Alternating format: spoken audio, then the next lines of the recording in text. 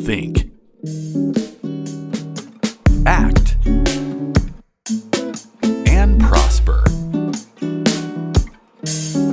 You are now tuned into the Money Level Show.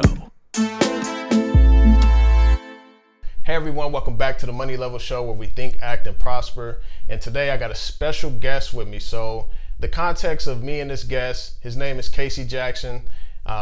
We meet in the realm of doing work within the social industry, which within social work and court work and things like that. But some of the stuff that we are doing together and the things that he has trained me on is actually applicable to finance and investing, and we're going to get into that. And so we're going to talk a little bit about motivational interviewing. And so Casey Jackson is the executive director of the Institute for Individual and Organizational Change. He's also a member of the International Motivational Interviewing Network of Trainers. And so these are some big topics, some big words and stuff that some of you may not really know about, but you're going to really enjoy this. And I want to encourage you all to tap in with us today. So Casey, how are you doing? Doing quite good, thank you. That's good. That's good to hear. We had a good conversation recently in the training we did together that you were helping train us on. And I think that you being on here is very important to my audience because we can give a lot of information, but you still have the follow through and the action piece of it. That makes full sense. I'm actually excited you brought here. It was fun actually, Daryl, to watch you connect the dots between, the work that I do in communication and behavior change with, the direct correlation between the work you do with finance and investment and long-term planning. Yeah. If I really get MI down, I'm telling you, 'cause I do real estate on the side. If I wanted to get into being a fiduciary or whatever, I'm telling you, I would kill the game. But, and it's not about being manipulative and things like that, because that's been a topic of MI for a while. It's is it manipulative? But it's really a lot of what you said is how do you help someone see that if their actions matching their goals. And so you want to go into a little bit about what you do and kind of some of the core principles of MI? Sure. Yeah. So, my background's in mental health and addiction, and like you, if you keep your eyes open and your ears open, your career just kind of evolves in directions you may not predict. And for me, I ended up training on this because I became obsessed with this method of communication and working with people that, formerly incarcerated, people using substances, people with mental health issues, people with family issues. And I ran across this method of communication that it literally changed my world, personally and professionally. And so what this method is really around, what I love about it is like you said, there's nothing manipulative about it. Human beings cross-culturally genuinely want their behavior to line up and support their deeper values and goals. And then we get distracted every single day, especially in our mainstream American culture. Our faces are pulled away from our values and goals every day. We're shoved into what the media or social media, everybody's bias, what they want us to pay attention to. And at the end of the day, we're not sure if we're fulfilled or if we're depressed, by the end of all that. And this method of communication specifically is how do we help individuals get really clear what their values and their goals are, and then start to facilitate or foster a path for them to get their behavior to start to line up with those behaviors or their values and their goals. So it's just kind of how we open our mouth. People tend not to pay attention to this, but how we open our mouth and what comes out of it has a distinct impact on how people think. And there's things we can do that generate a lot of resistance and pushback and arguments. And there's things we can choose to communicate in a way that people actually open up, become less defensive, less guarded, and start to open up and really explore, am I doing what I need to do to get to where I want to go? Mm-hmm. Yeah, definitely. So to kind of set this conversation up, I think we should go through the stages of change just so that the audience can kind of get a visual of what we're talking about. These are the stages that we need to go through. And then once you get there, that's when a lot of the information that we're providing and that we're educating people on, those are the results that people want to get. And so let's go ahead and pull that up. Stages of change. What I like about it, it's not motivational. It's not the core of what I train. But stages of change is just an exceptionally good thing because it's just common sense. It doesn't take a rocket scientist for people to be able to look at this and just go, is my behavior where it needs to be? So with stages of change, what's great about this is every human being goes through these stages, whether we know it or not. And these are just some words put to something that's actually fairly straightforward when you look at it.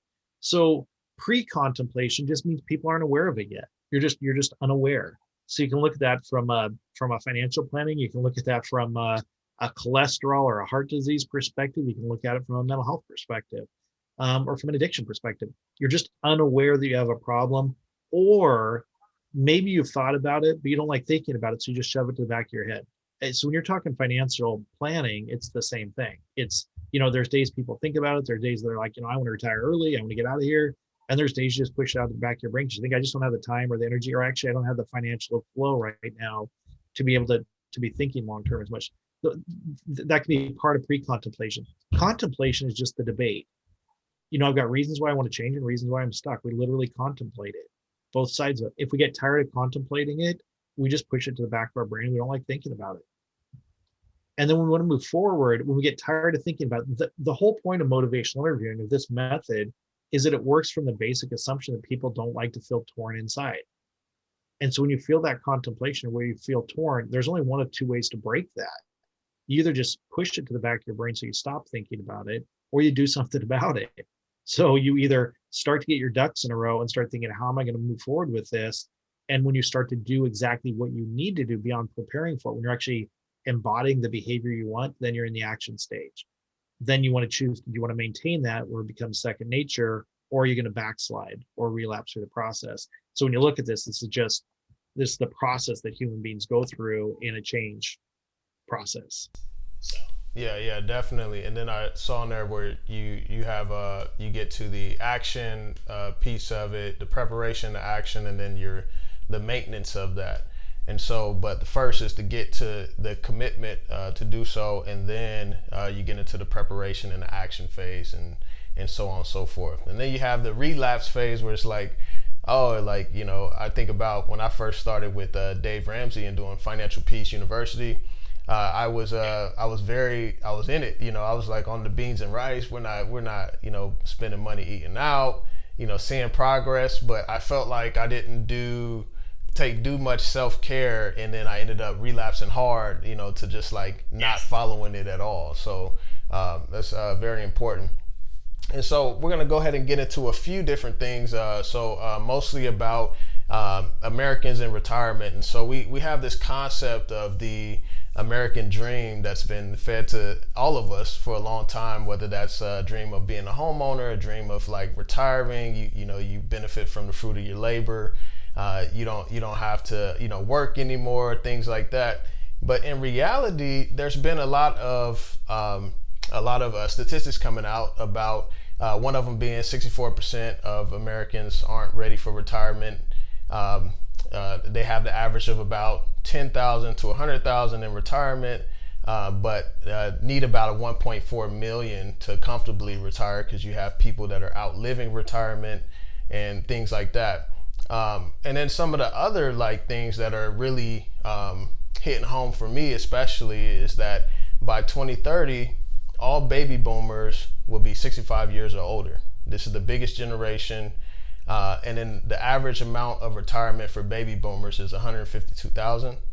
And from ages 65 to 74, there's a statistics that says the average is that they spend is about 48,000 a year. You get into a whole bunch of other stuff, like it was the research by the Insured Retirement Institute says that about 45% of baby boomers have no retirement savings. And then out of the 55% that does, 28% has less than 100,000. You get into Social Security, only 1,000 and 1,500 per month on average, and this isn't enough to sustain that. So I just foresee a lot of weight falling on Gen X and the millennials. And so this is a big conversation to have. So whenever you're working with people, how would you motivate someone who doesn't think about either I mean, they could be in a pre-contemplative phase where they don't think about retirement at all, which we highlight some of these issues so that they can hopefully begin to think about it. But what about the people that are like in a contemplative phase? Like, how would you use MI in that situation to kind of think about some of these things? I'll tell you, Daryl, one of the things that just when you were just, rattling off the data around that, the thing that hit me, even in my own retirement process, is, I was just a scrub, in a lower middle class neighborhood. I didn't think necessarily retirement because my family didn't think retirement because they were just blue collar working, hand to mouth. So when you say a number like 1.4 million, like that just sounds like a millionaire, and and when you're making, if you're lucky back, 50, 60, 70,000 a year, like it's like, I don't have money. Like if we're living paycheck to paycheck, how the heck are we going to do that? So I think there's a desire there, obviously, but when you threw those numbers out there, I'm like, that just it doesn't sound attainable with basically like, if I had a million bucks, what would I do? I mean, those are the dreams we used to talk about as kids. Now you're saying I need 1.4 just for a comfortable, legitimate retirement if I'm going to have any form of longevity at all. What it comes down to with behavior change, the dots I'd connect with motivational interviewing, or just thinking about my behavior in line with my values, is people, especially in our mainstream culture, are more used to immediate gratification. That's what we're getting trained more and more and more to do. Generations before us were very much more about delayed gratification. Our generations are very much more about immediate gratification. So I think that whole thought about $1.4 million and what does that mean for me? How do I even attain that? I think that's just hard for people to get their brain around, which is why they'll just shove it back into pre-contemplation. I'll deal with it when I get closer to retirement, which is a really poor strategy. And so what you start to think about is how we break down larger goals. This is one of the activities. You were in the intro training, but in the advanced training, what we get into is building a plan, which is partially what you're talking about. How do you get people in the action stage? The plan is actually not what changes behavior. This morning I was in a training with a group, and kept reinforcing, we spend so much time talking about the plan. The plan is not necessarily what changes long-term behavior. What changes long-term behavior is what their motive is. And motive is what changes behavior.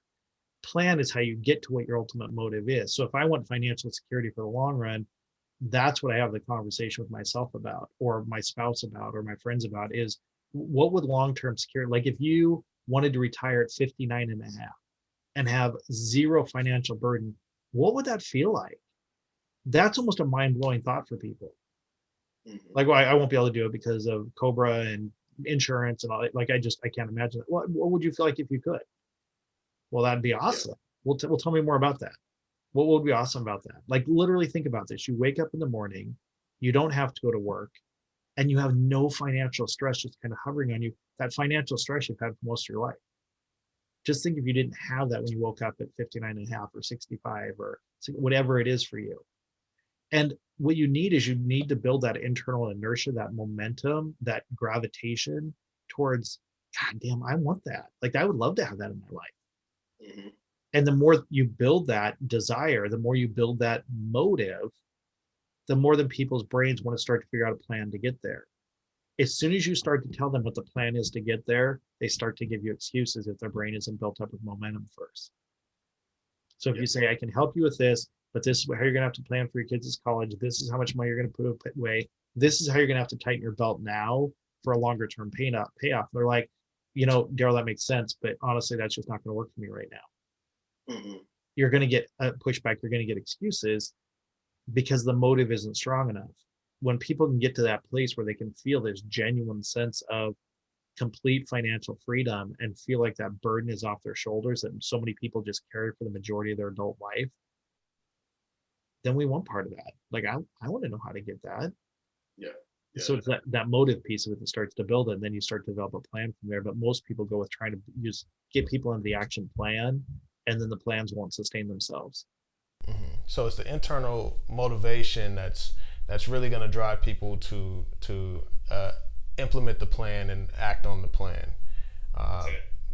So that's very important, because a lot of times, for example, like just kind of like how I talked about, the weight of our of a lot of baby boomers is going to fall on Generation X and millennials to take care of, parents and things like that, because so many don't have enough saved up for retirement, and especially if they live to 85, 90 years old.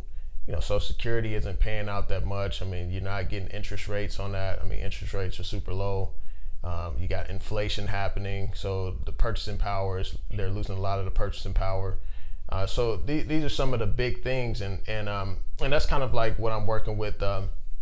My parents. So my mother doesn't have retirement. My dad doesn't have retirement. My mother-in-law doesn't have retirement, and so for me, like how I'm looking at it. What's motivating for me is like, okay, we need to figure out a plan now, like, and I'm thinking of this because I know this is going to come down the line, and I just want to be prepared and have my family be more prepared. And so, how have you seen like time affect people's goals? So like we do have, when we're talking about retirement, you have all different range of ages, right? Different generations. So for me, I'm 33, so I have a little more time to really plan this out and kind of get that going. Even though my parents that don't have retirement, I have to, kind of make room. Like, okay, what if they need to move in with me or things like that?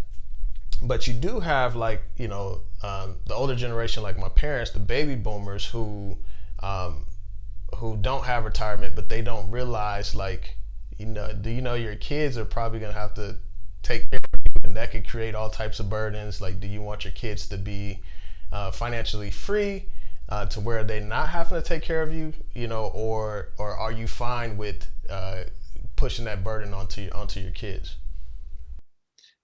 Well, one of the things I'm going to take it out of context because I think it'll be really helpful for the people that track you to make sense of what we're talking about. Think about it this way, because what you were talking about is if we're talking about maybe a health issue, maybe you're talking to your physician and he says, Daryl, you could be inherited some heart disease and some diabetes just based on your parents' history. And you've been thinking about this. So you think about, what, I keep trying to diet and exercise and eat healthier on my own, but it's just not working. So I'm going to get a personal trainer, right? And let's say you've been talking to your doctor, this has been going on for a year. And you've been thinking about it, you've been toying around with it, you've been trying to do kind of stops and starts of your own kind of exercise plan or eating healthy plan. And finally, you heard about me and you're like, you know what? I heard Casey's a great nutritionist. He's a great exercise specialist. I'm going to give him a call. So you call me and we're going to go the non-MI route, the non-motivational route first. So you call me and you and I set up an appointment. You come in to talk to me, say, Casey, I'm worried about my health. I need to get fit. I need to watch my cardio. I've got some heart disease I'm worried about. And I'm like, oh my God, Daryl, you came to the right place. Tomorrow, 6 a.m., I got a CrossFit class starting. And by the end of the week, you and I are going to come up with a plan that you're going to be meat-free by Friday. So for the rest of your life, you're going to be meat-free. Right. I can already see the look on your face. Like, well, that's not happening. So it doesn't matter. And I can literally lay out the data and show you the facts. And you're going, well, I don't know if I'm going to be meat-free. I'm like, didn't you just tell me you want to get healthy? Didn't you tell me you're worried about heart disease and diabetes? Well, here's all the research about how that is killing you. So you need to be meat free by the end of the week if you're serious about this, and you're going to start your CrossFit class at 6 a.m. tomorrow. I'm not lying to you, but there's a very low likelihood you're going to follow through on that plan. So just because I'm smart and know how to help you navigate that issue doesn't mean I'm communicating in a way that engages you in a change process, even though, and then what I can do is then I can stigmatize you because you come in and you walk in like, why do people like this waste my time? He literally came in and asked me and said, I want to get healthy. I want to be financially secure. I want to plan for my future. I literally tell him, I give him a roadmap. I take my time, give him a roadmap, and he chooses to wad it up and throw in the garbage can. I get tired of this. When it doesn't matter how smart I am, if your brain is not engaged in the process. So an MI approach or motivational approach to it is when you come in and say these things, then what I'm going to say is, what would being healthy mean like to you? What have you already tried? And why is being healthy right now so important to you? Well, I'm watching my parents age and I see some of the problems they have getting around. I literally can see the struggles they have because of the heart disease and because of diabetes. So then I'm going to reflect those things back to you so you get clear. It's like, so your health is super important to you, Daryl. And you want to find ways to make sure you're on top of that so you don't run down those same paths that they went down. You have to build up that momentum and that motive and that desire.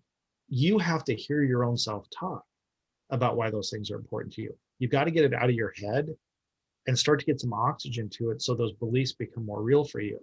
And once you're like, I do want to be fit, I do want to be healthy.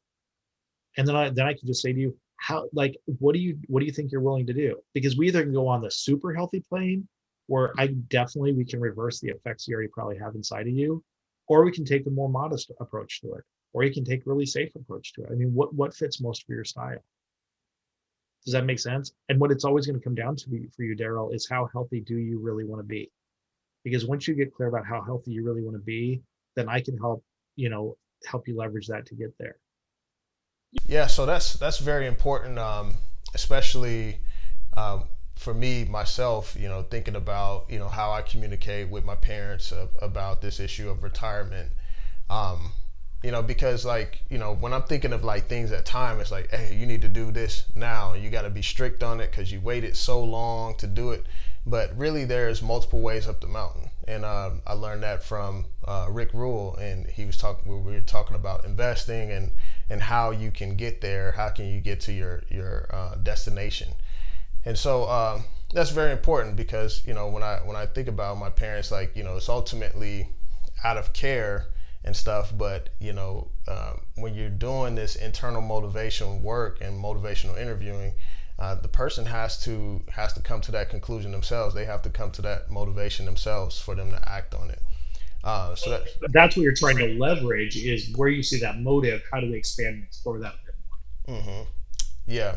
Do you see in cases where time is an issue? So say for example, with either addiction or poor eating habits and stuff, and a person that gets to the point to where they're diabetic now, or they have hypertension, and sometimes I think that you start to feel like, okay, it's a time crunch, and you got to drill sergeant them into doing what's right or for them or whatnot. So how do you see that playing out, as far as in this whole time aspect? Because my parents, they're in their 60s now, so it's like, okay, well, really compound interest, you're supposed to start investing a long time ago so that you can get ahead of the curve, but now we just got to kind of figure out the best way we can. So there's two things I'm going to unpack from that, Daryl. The first thing I'll say is that, this partly what you learned in the training as well too, is that if anything starts to feel like directive or drill sergeant, it's just math. It will generate resistance. It will generate pushback, and yeah, you don't understand, or I hear what you're saying, but you don't get it. It's just math. It's just basic math. It will generate those responses. If we take the same example that we're talking about, the health one, but we'll turn it around into that you're planning on getting married in October, and you're like, you know what, my tux isn't fitting.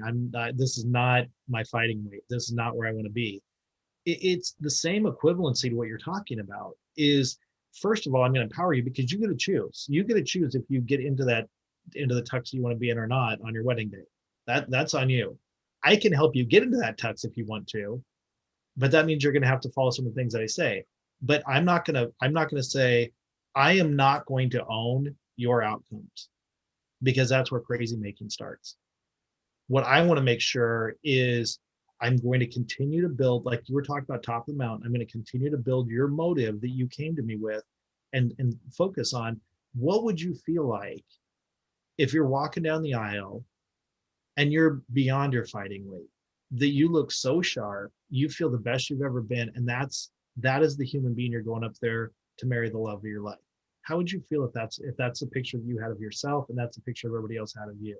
If you're in the top physical performance that you wanted to be at, so you'd be looking as sharp as you could on your wedding day. I want you to think about and feel what that would feel like, because again, that's where motive comes from, is what would life be like if I say, now here's what you have to do. Now you are going to be meat free, and I'm going to monitor you to make sure you're going to be meat free. Yeah, I can already tell that triggers you every time I say that, Daryl. And then if And if I say, and then here's the exercise routine, you're gonna have to stick to this. As soon as I tell you to do that, literally your brain starts to push back, even if I'm right. So this is what you sidestep or you circumvent in motivational interviewing is you build motive up.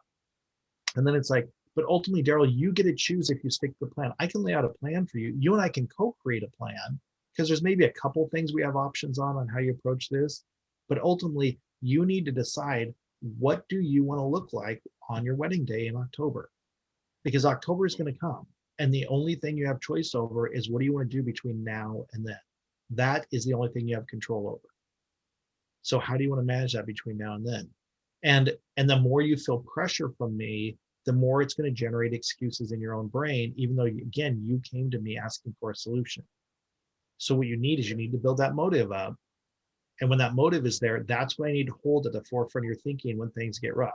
When you see, a plate of barbecued meat there and you're just like, nah, I don't know if I really care that much about the tux that much, that's the reality. And that's what people think about their financial situations. Well, we'll just go on this vacation this year and then next year we'll start.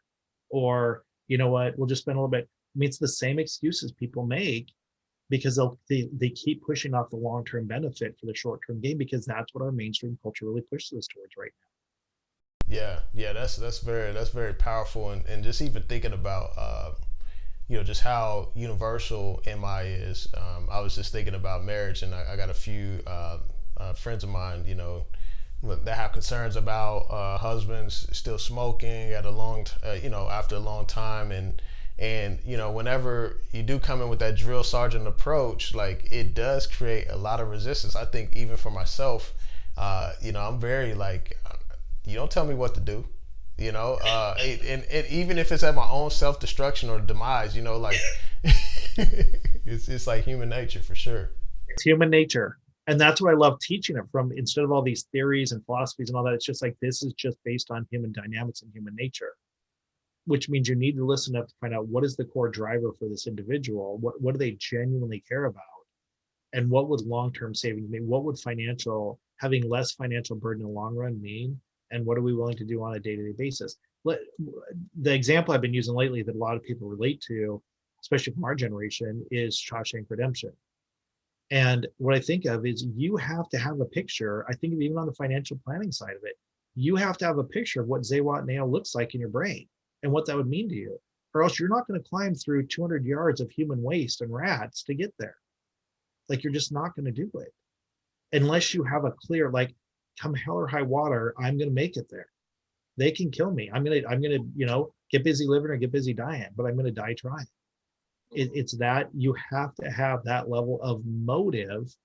You have to have that level of focus and motive if you plan on getting to Zewatt Nail. If you plan to be financially free when you retire, if you focus on the 1.4 million, then people start to freak out. But if you figure, okay, I've got to dig this much of a tunnel with a tablespoon, that's what I have to do. Like, people aren't going to do that. They're just not going to do it.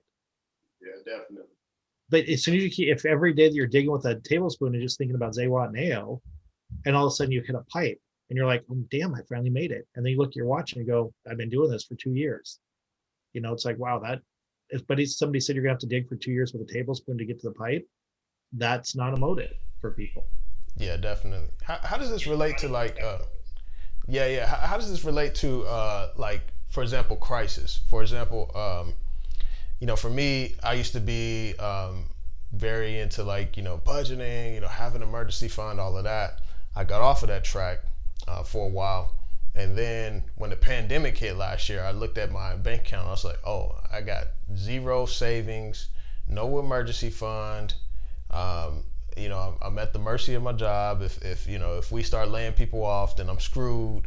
And that really just kicked me into gear to really just like, oh, now I'm about to start going, and really getting on it. So how much do you think crisis plays into the motivation of people to things that they may have been putting off for a long time, for them to actually get engaged in that? Yeah, I'll tell you, there's a couple things you pick up, and you're somebody that really likes research and the science side of things as well too, and data. I just look at this from a brain science perspective, and the easiest way to look at that is the caveman, the reptile part of our brain is designed for fight, flight, or freeze. So under a COVID or pandemic or stress or potential for layoff or relationship problems or family problems or financial problems, our brains are hardwired to go towards survival mode. That's the core brainstem part of our brain. Our thinking rational part of our brain is our cortex, prefrontal cortex, which was developed way after our caveman survival brain. So when things start going south, we go into survival mode. So you're not thinking long-term planning and sitting on the beach in the Bahamas with 1.4. You're just thinking about, damn, I can barely get through the day to get a paycheck right now. Like, but this is where people start to gravitate towards taking the stimulus money and going on unemployment and getting out of the workforce, because it just seems like, well, that's a no-lose situation. It appeases the part of the brain that's fight, flight, and freeze, because all of a sudden it's not in fight, flight, or freeze mode. Like, I don't even have to think about going to work if somebody's going to pay me. And the problem is that that's just a survival mode. That's not a thriving mode. And the fundamental reality is this too shall come to an end. This too shall pass. So are you prepared for that or not prepared for that? And are you going to be caught on your heels? Or are you going to be on your toes? That's just brain science. Anything that can relieve us from here, and what you're talking about is once you saw that and had that startle response, your brain is thinking either, do I want to stay in hand-to-mouth survival mode with zero savings and no emergency funds and no long-term retirement plan, or do you want to start kicking into where your smart brain is in the prefrontal cortex and go, I can do this. This is just math. It's just discipline and math. And that is all in your cortex. That is not in your primal brain when you're under stress. Yeah, definitely. That's a perfect segue to like our next section about the unemployment. So I've been working with kids for a while, and I've been telling kids this is like the easiest time to get a job. I got kids, 13, 14, no, actually not 13, 15 years old getting 3 jobs. I was like, when I was a kid, it was hard for me to get a job. And this was like in 2005, that range. And so, and I've had times where I've had trouble getting kids jobs, helping kids get jobs, and now it's like a perfect opportunity. But what I've been seeing as I engage with employers and stuff is like there's times where they have to shut down because they don't have enough people. They have to close and reduce their hours and things like that. And a lot of the employers that I've been seeing have a lot of kids that are under 18 that are employed. And so this is a big issue as we see like unemployment benefits are going to end eventually. It's looking like in September. But how does MI benefit someone? So say someone has to go back to a job and, I hate being a dishwasher. I hate, people hitting on me as a bartender or whatever, whatever it may be.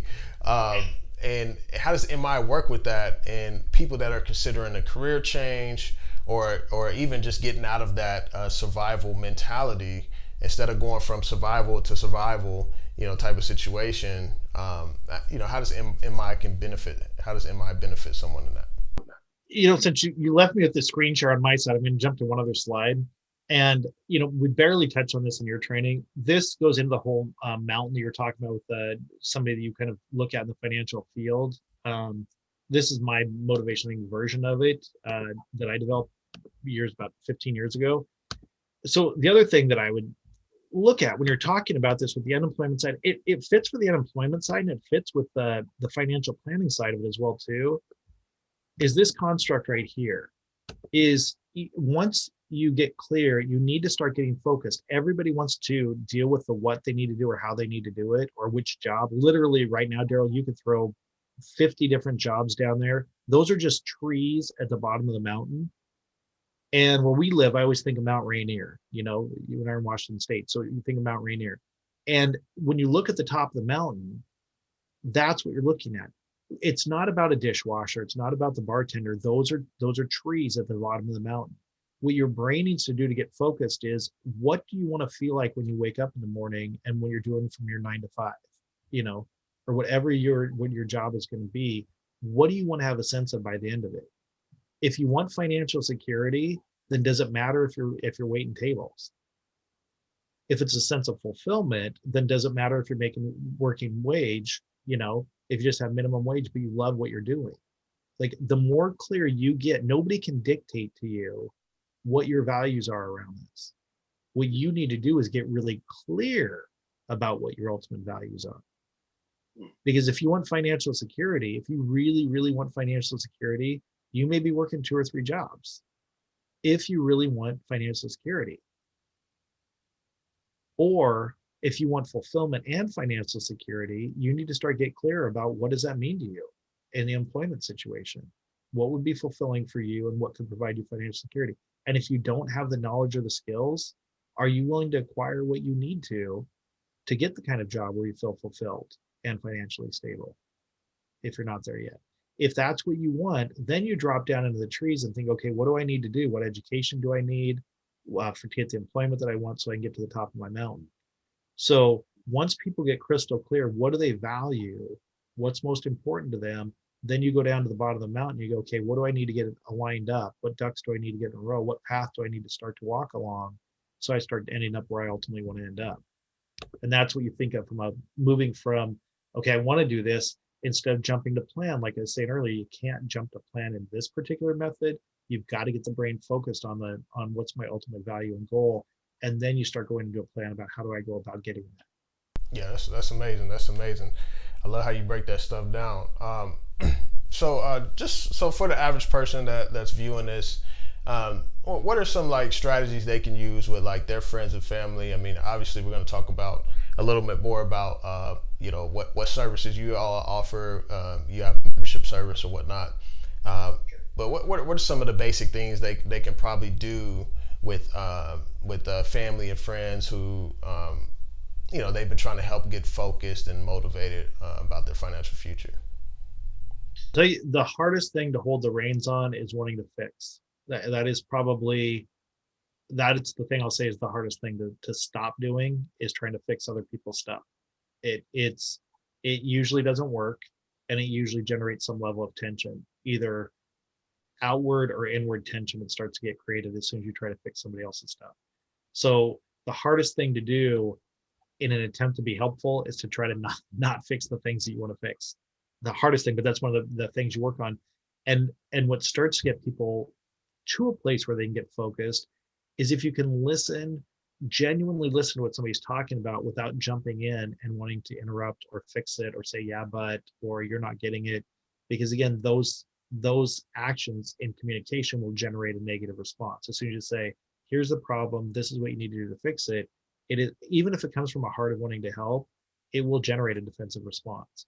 So you seek first understand, which we hear all the time, which is high empathy. And then as you listen to what people are talking about, you start to listen past your own brain, past your own solutions, past their solutions, and you start listening for what does this person ultimately want? What do they ultimately want at the top of their mountain? Is it financial security? Is it freedom? Is it stability? Or is it more of a sense of connection? Or do they like the freedom to be able to spend what they want when they want? Like, what does the top of the mountain look like and feel like for this individual? And that's how you train your brain to start to listen differently, instead of always wanting to jump in to fix the problem as soon as you hear what the problem is. Yeah, and you mentioned I was thinking earlier, I forgot to kind of piggyback off that, and not create judgments about people's character, because like I can easily say like, oh well, if you don't want to listen to what I say, you'll be broke forever, or you're not serious about this, X, Y, and Z. And so like we can easily make those judgments, but really when our approach isn't effective with helping human behavior change. That's it. Yeah. And what I'll reinforce, Daryl, again, is that most of the time when we jump in to try to fix things, it genuinely does come from a heart of wanting to help people. It does come from a place of wanting to help. It just, the way that we trip over our own language and our own attachment to other people's outcomes, the more attached we get to their outcomes, the more we tend to want to push, the more we tend to want to pull people. And when you start to push or pull people, they tend to want to push you back. And that's math, it's physics. Yeah, for sure. And a lot of times, like for me, like, I'm attached to like my parents' outcomes, because it's like, okay, this ultimately going to affect me. So now I have to make sure that I'm motivated to be able to, because I care about them so much. And it's like, okay, well, do I want to be in a position where they can move in with me, or do I want to let them go into assisted living or whatever, So I kind of just, that's kind of some of the things that I've been thinking about.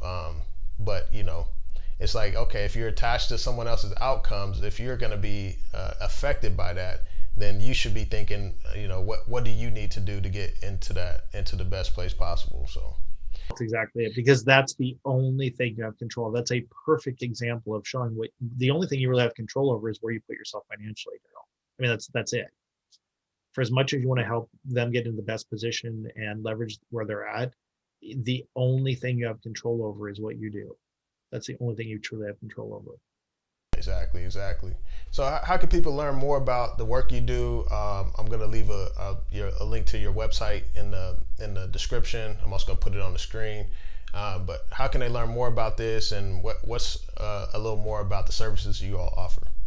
Well, motivation, it's an international evidence-based practice. So there's just a lot of science and research around this method of communication. There's tons of people that talk on it and train on it. It's just my obsession. That's what my whole career is based on. It's helping people now literally learn this method of communication for their personal life, their professional life. So, I started the institute that you mentioned at the beginning, the Institute for Individual and Organizational Change. Every single thing that we do, every training I provide, every resource that I develop for the website is always based on what people ask me for. I don't have a need to push anything or try to get people to do anything. It literally is always based off people emailing or calling or, reaching out and finding out ways, can you teach me more about this? Can I learn more about this? How do I become a master skilled at this method of communication? And that's every resource I built on our website is 100% based on what people have requested. So mine's always been, I'm a social worker, and I've always had a heart of wanting to help other people, be whatever position they want to be in. And so, and that same thing, you and I were just talking about, I make my living off of helping other people be the best version of themselves and giving them the skills to communicate. And that's the biggest thing I think with this is, I've used this to teach parents to parent in a way that aligns with their values, relationships with people and couples to be communicating in a way that they feel that they're living their values through their relationship, and mostly I primarily train other, professionals in behavioral health and healthcare about how do we help people who are seeking services get the best possible outcome. So that's everything I'm immersed in, and that we drill into at IFIOC, at our website.